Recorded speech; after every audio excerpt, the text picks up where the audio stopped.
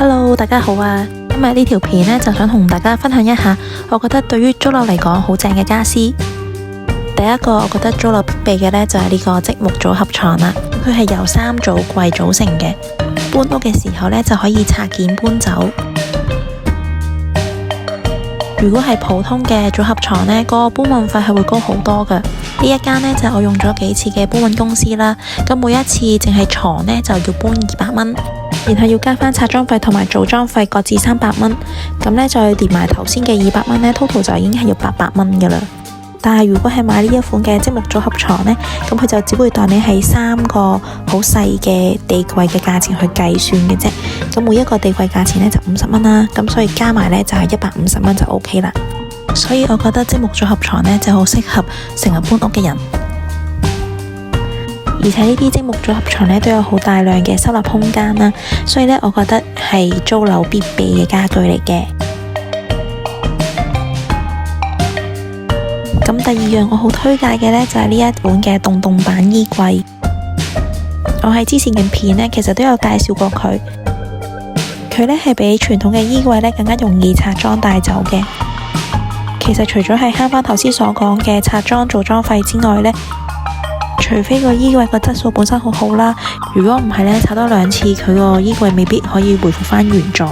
第二呢，就係我好中意佢好靈活啊，因為呢，佢係有好多唔同嘅配件，你可以按住自己嘅心意呢去配搭嗰啲掛鈎、層板啊同埋收納籃之類嘅嘢。訂做衣櫃就比較貴啦，咁通常租樓都未必會咁做。就算買平啲嘅，可能宜家家私嘅衣櫃，因為大概1.5米嘅衣櫃呢，都已經要2000幾3000蚊啦。但係呢一個洞洞板衣櫃類似嘅長度呢，淨係需要400蚊到，而且呢，佢係好穩固啦，冇氣味啦，啲衫唔會淋落嚟啦。我甚至覺得佢個收納量呢係多過普通嘅傳統衣櫃，因為傳統嘅衣櫃呢，佢係有啲夾板，咁有啲位係嘥咗嘅。然後最正嘅係呢，我覺得呢啲洞洞板唔係淨係可以用於衣櫃。搬咗屋之後呢，其實你都可以將佢改咗唔同嘅用法嘅，例如呢，都可以將佢改咗做書櫃連書台啦、鞋櫃啦、玄關櫃啦，或者餐邊櫃等等都 OK 嘅。咁第三個我覺得好正嘅家私呢，就係呢一個電視架啦。我覺得係比嗰啲傳統嘅坐地式電視櫃呢係好好多。因為呢，租樓通常業主都唔會俾我哋轉牆嘅，咁所以呢就好難電視機上牆。但係通常坐地式嘅電視櫃呢，個高度都比較矮，咁擺咗上去呢，其實嗰個角度都唔係幾好，即係會搞到條頸有啲攰。但係呢個電視架呢，就可以調節佢個高度啦。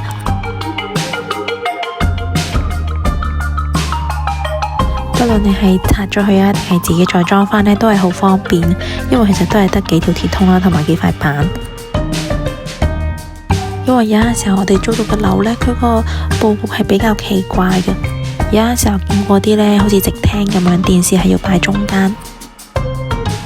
有啲呢，有個電視牆，個長度又偏短啦，咁就擺唔到個電視櫃。但係呢一個電視架呢，佢就有個轆啦，佢就好容易可以移動嘅。就算廳嘅佈局係怪怪地呢，都少啲問題。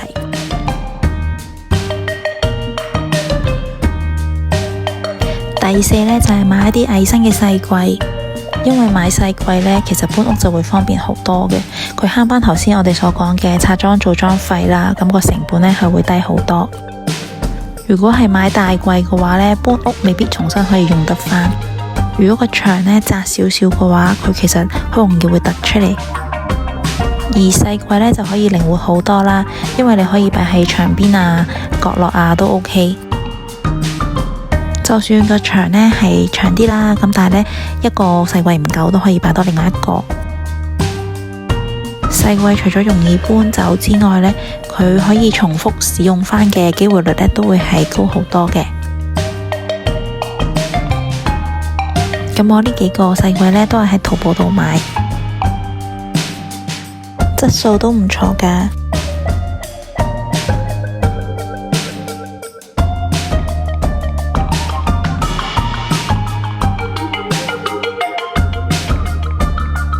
第五就係我會用呢啲細架去代替茶几，